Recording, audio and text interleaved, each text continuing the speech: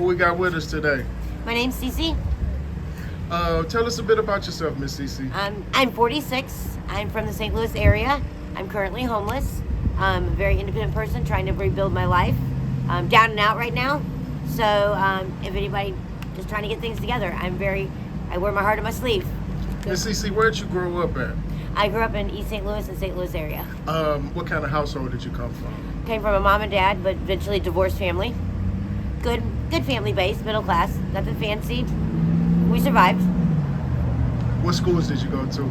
I went over to East St. Louis School, graduated from over there, and then I came over here to the St. Louis School District. What happened once you graduated? Where did life take you? Life took me pretty good. I got a job, was doing good and everything, had my own place, and then eventually things just went down.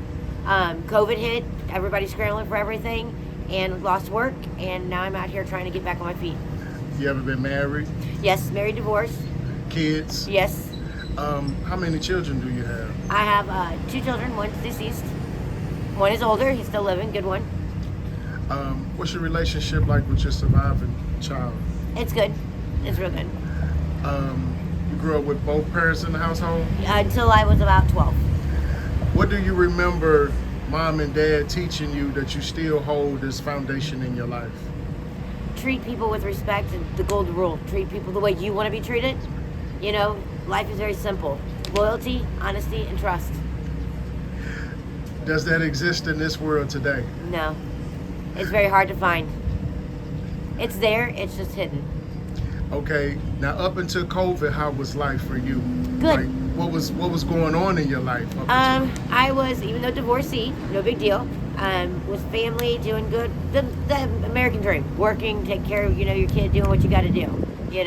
Having a good time is to find, whatever you want. If you want to be a homebody, you want to go out. But life is simple, And once COVID hit, how did things change in your life, and how did the gradual decline begin? I was owning my own cleaning business. It went downhill. People were working from home. My clientele went down. Never rebuilt. And everything shifted. Stores aren't open 24 hours. People are real skittish now. The world stopped and never picked back up. Once COVID hit and you start going through, what was the aftermath like? What was the survival techniques that you had to employ in your life to keep your head above water? I had to figure out how to maintain because we really couldn't do much. Things weren't open. People were working from home, so my clientele was gone. So I had to figure out how. Yeah, the government was helping to some degree, so that helped some. But it was like getting out there trying to find where are we going to work at? Because there weren't places open. Everybody was scrambling. And so the homeless clientele kind of went up, unfortunately.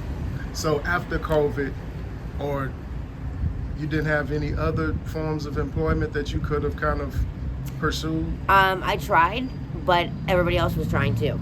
So, I'm not, how do I open this? I'll work fast, I'll do anything. I don't care. I'll pick up the trash off the ground. But it was like everybody else was trying to find that. And some jobs were at the point where they couldn't afford to pay anybody. If you remember after COVID hit, you'd go into a store and you'd wait for hours for anything because they didn't have any staff. Couldn't afford to pay the staff. So the hiring wasn't there. So everybody is currently trying to make ends meet with nothing in the middle. Like I had hardly anything. So during that time, how was that affecting you, like mentally? Like it was stressful. Being homeless is my first time being homeless. It's embarrassing. It's very embarrassing. I feel like I'm not a part of the world. I'm overseen. People treat you different, look at you different. You're no longer a human being in people's eyes, and it's really hard. Would you say it's kind of like a reverse racism? It is, and I have to say this, and people laugh at me when I say this. I'm disappointed in my race because, and I'm not a racist person, wasn't raised like that, but I have more black folks that have helped me and more black folks have helped me and put their hand out than my own race has, and it's disgracing. Why do you think that is, in your opinion? I don't know, but I found that the white race has been more snobbish and don't seem to relate. I have more people that say, hey, you know what?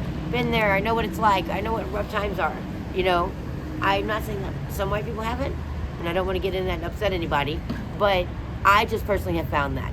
And I don't know why. I don't know if it's because they just kind of but, they act like I got a disease. And I don't really know why. How does that make you feel as a human being? It makes me feel sad. It's hard to get up and keep pushing forward when you feel like someone's pushing down. It's hard, and it's very it's sad. And how do I say this? I can understand a lot of things differently now. Truly understand. I can feel someone else's pain now, and it's sad. And in feeling someone else's pain, what is your plans moving forward to kind of offset that pain and to kind of turn your life around at the same time? My goal is to open other people's eyes more. Like, once I get back on my feet, I want to open up a center to where homeless people can come, anybody, and free showers, somewhere to cool off, heating, sit down and relax, somewhere you can sit and be, and open the world up to more. And not, the history needs to change. It's got to stop somewhere, and it takes one person to do it. So I just want to go around and start, promoting more, and tell my story. Ms. Cece, what could you tell any person who is experiencing or who wants to come out here voluntarily because they may not want to listen at home, the rules are too strict, or I can just go out and be on the streets and I'll live a better life? What can you tell them to expect in coming out here that they have no idea that they're going to encounter? Don't take things for granted. I mean, just hot water or electricity, it's not easy. It's not just, oh, they're having fun, woo, woo, woo. It's hard out here. It's very hard. Constantly looking over your shoulder. It's a mental game. You got to keep your mind right. But I will say this, you will become very humble. I do think that everybody needs to do it at least once a week, because you wouldn't become wasteful anymore. You'd slow down, and you really would appreciate a lot more. How does one stay safe out here, Miss Cece, and like from your perspective? My perspective, you just be smart about it. Don't be out late at night, try to find a safe environment just like you would.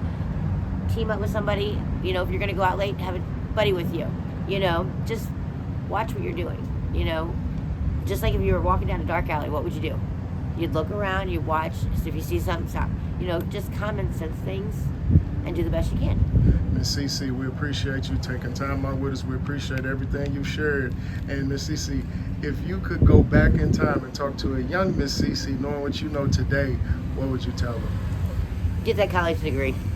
Go back, go to college, live life a little bit more, and I don't know, I'd open up a second business, have more and save more money. If I would have did more saving, I have something to fall back on. Miss Cece, we appreciate you, and if you want to leave us with anything on the close out, any positive words to live by, any positive messages, now's your time. I wish the world would get back to the humbleness. Let's get back to the golden rule. Treat each other, don't be so scared to stop and open that door for somebody. Or you know what? You never know what they're going through. So smile, say hi. That might be the one thing they need that day. Miss Cece, do you have any ways you can be reached? Do you have any social media? Do you have any ways that people want to reach out and share resources with you? Not at this time. I can try to give you something that you can put on there, but yeah, I'm trying to think. It's kind of hard at the moment, but yeah. No problem. We appreciate you, Miss Cece. We wish you all the best, and thank you. All right, thank you.